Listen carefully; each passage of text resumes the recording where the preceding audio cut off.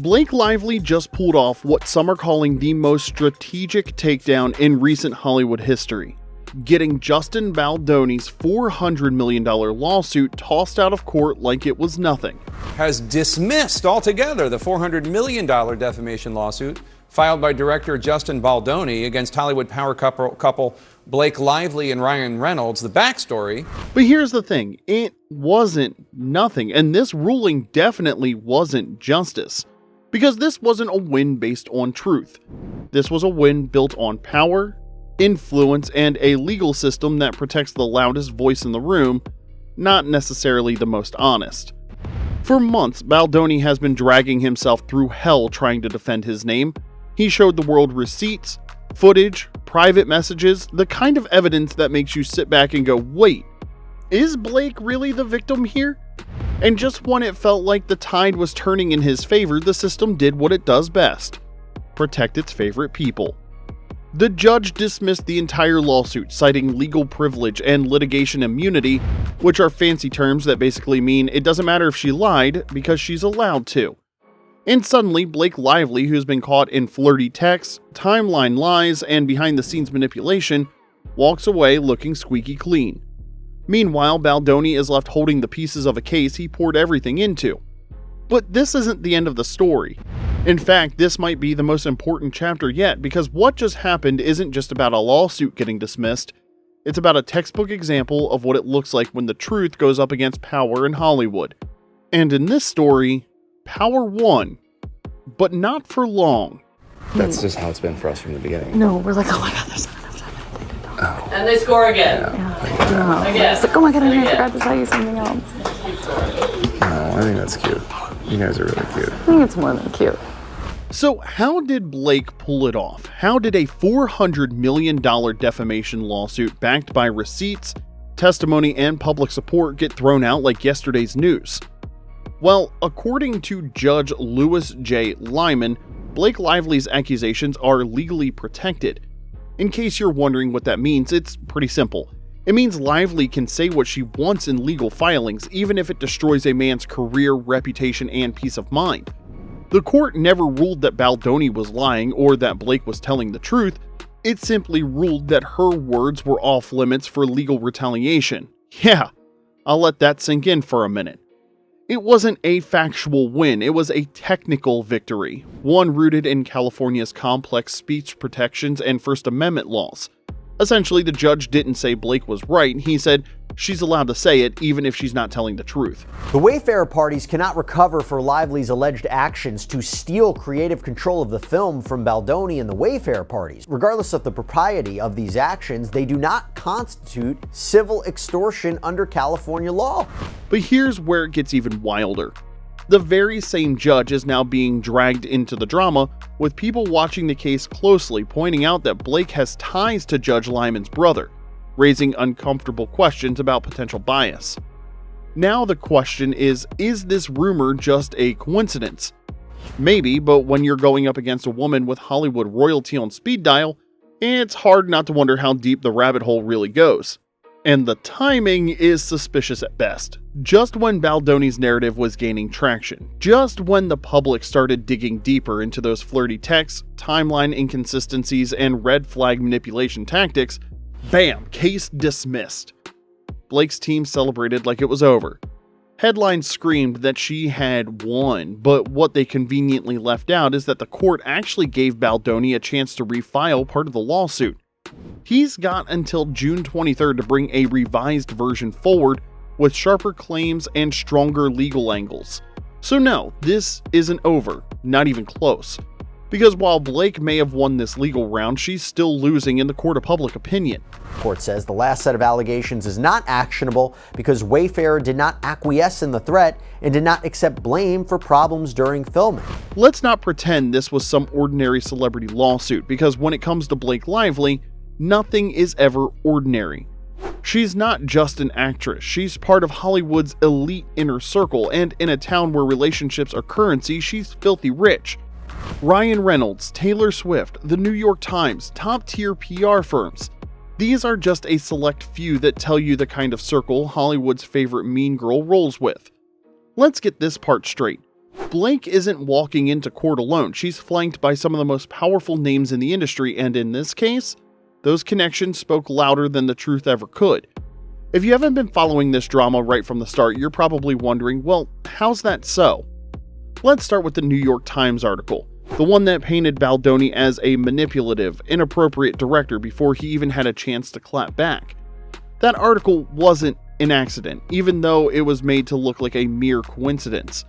According to Baldoni's lawyer, Blake allegedly handed over thousands of private documents, emails, and texts to the paper just to get ahead of the narrative. And with everything that's happened since, you can't really dispute that possibility. That article wasn't reporting, it was PR warfare, and Blake was the general.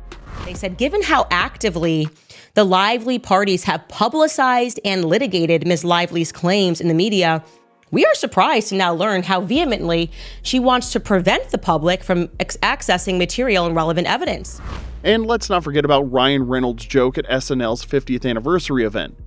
In front of Hollywood's most powerful players and millions watching at home, he made light fun of the lawsuit, and seated right there with him was Blake, laughing along. These aren't people who look scared or silenced. These are people who know they're protected. How's it going? Great. Why? What have you heard? Now here's the real kicker. When Baldoni started fighting back, when he dared to drop evidence and shift public opinion, Blake suddenly wanted everything sealed. Her legal team filed for extreme protective orders, trying to block even Baldoni himself from seeing key evidence. And they're saying, we only want this to be shared between the attorneys, not even with the parties to the suit. So that means, Brian Friedman can see it, their lawyers can see it, but we're talking like not even Melissa Nathan or Justin Baldoni could see it. This begs the question, why the sudden panic? Well, that's because this was never about truth or justice. It was about control over the media, over the courtroom, and over the story. And when Baldoni refused to play along, they pulled every string they could to shut him down. Nothing good ever comes from pointing the finger at somebody. If there's one thing that's kept Justin Baldoni afloat in this storm, it's his receipts. The man didn't just defend himself, he brought the files. We're talking texts, behind-the-scenes footage, private messages, and so much more. Baldoni didn't come to play, he came prepared, knowing full well that wasn't the only way he stood a chance. Let's start with the infamous dancing scene. Blake claimed Baldoni made her uncomfortable, whispered in her ear, smelled her neck, and crossed a boundary. At one point, he leaned forward and slowly dragged his lips from her ear and down her neck as he said, "It smells so good." All of that sounds damning and cringe, right? Well, yes, it did, until Baldoni dropped the actual footage. Not only were they both fully in character, the entire vibe was flirty, fun, and clearly mutual. Lively wasn't recoiling like she claimed in her lawsuit. She was giggling, smiling, and fully locked in, enjoying every moment. It's like, oh my god, I forgot to tell you something else. I think that's cute. You guys are really cute. I think it's more than cute. I'm not getting dirt on you today. It smells good. Well, it's not that. It's my body make. Now, look at that and tell us that wasn't sweet and mutual. Honestly, if Baldoni hadn't found a way to preserve the footage like this, his career would have been toast the moment this lawsuit landed. Let's take the trailer incident, for example. Blake accused Baldoni of forcing intimacy without consent during production. But it turned out that she was the one who invited him into her trailer while she pumped to rehearse lines. Just think about that. That's not the move of someone who feels unsafe. That's someone who was clearly comfortable until it became convenient not to be. And don't even get us started on the flirty texts. There's one where she tells Baldoni, quote, "If you knew me in person longer, you'd have a sense of how flirty and yummy the ball busting will play. It's my love language, spicy and playfully bold, never with teeth," end quote. Yeah, you could argue she's probably talking about a scene for her character, but it doesn't take much to look between the lines and see the juicy innuendos she infused in that text. Baldoni, of course, didn't bite. He completely shuts down the innuendo and redirects the conversation to his wife and kids. It's giving, please stop, I'm married, let's focus type of vibe. Balake. She said, no, this does not work for me. I am Blake Lively. I have my children are the godchildren of Taylor Swift. We get what we want in life. And right now, I want your movie. But do you know Blake's most fatal misstep so far? Trying to paint herself as traumatized while screenshots show her texting Baldoni the next day, offering him a hot matcha and thanking him for his empathy. You can't have it both ways. That's just the simple truth. But Lively kept on coming in hard. She bet on public sympathy and thought no one would dig deeper, but how wrong she was. Baldoni never asked to be dragged into the circus, but once he realized he came with facts, not feelings. Evidence and maybe some PR spinning of his own. And when you lay both sides down side by side, the difference is staggering. One side brought contradictions, the other brought the truth. So why is the side with the truth the one that got silenced? She said, he came in my trailer while I was breastfeeding. Well, then he produced the text messages showing her saying, I'm breastfeeding, come on over. She, time and time again, she accuses him of doing something, which then when you hear the full context. Blake Lively knew that filing the lawsuit would attract fans' attention, but what she didn't see coming was that these same fans would turn on her. And why is that? Because they weren't buying what she was selling. While she may have scored a legal win, she's been losing in the court of public opinion from the moment Baldoni dropped his receipts. Fans started connecting the dots, the flirty messages, the contradictory timelines, the way her story kept shifting depending on the headlines. And even though she's reveling in Judge Lyman's latest ruling, people are still turning on her. I also find it interesting that they're trying to pretend that it's a case, that they're essentially trying to protect people who may have been victimized by sexual harassment, when it was actually Blake Lively in that initial filing that said everything but the name. Fast. Her once loyal fan base is noticeably quieter despite the win. The fact that not a single former co-star has come out publicly to vouch for her character, despite a career-spanning Gossip Girl down to It Ends With Us, says a lot.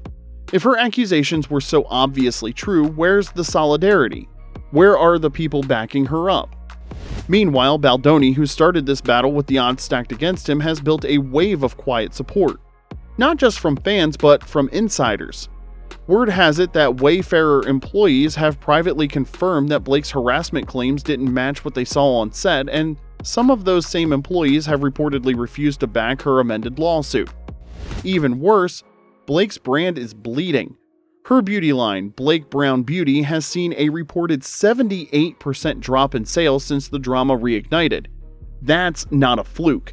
That's what happens when the public smells manipulation and they don't like it.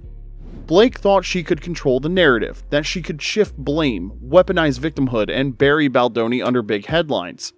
But the internet has a long memory, and once you lose public trust, no court ruling can bring it back. Now here's the important part Blake's team isn't talking about. This isn't over, not even close. While the judge may have tossed out Baldoni's $400 million lawsuit, he left the door wide open for it to come roaring back. The court gave Baldoni until June 23rd to amend and refile his claims, specifically around contract interference, misconduct, and behind-the-scenes manipulation that aren't protected by legal privilege. And if you think Baldoni's backing down, you haven't been paying attention. His lawyer, Brian Friedman, made it crystal clear they're not walking away. They're regrouping, collecting more evidence, and getting ready to hit back harder. Behind the scenes, insiders say Baldoni's team is digging into production records, HR logs, text messages, and emails that could prove Blake went beyond just accusations. She actively tried to sabotage him. And here's the twist Blake didn't see coming. Baldoni isn't alone anymore. According to reports, he's now backed by a few very wealthy allies in Hollywood, people who believe in his innocence and are willing to fund this legal war to the end.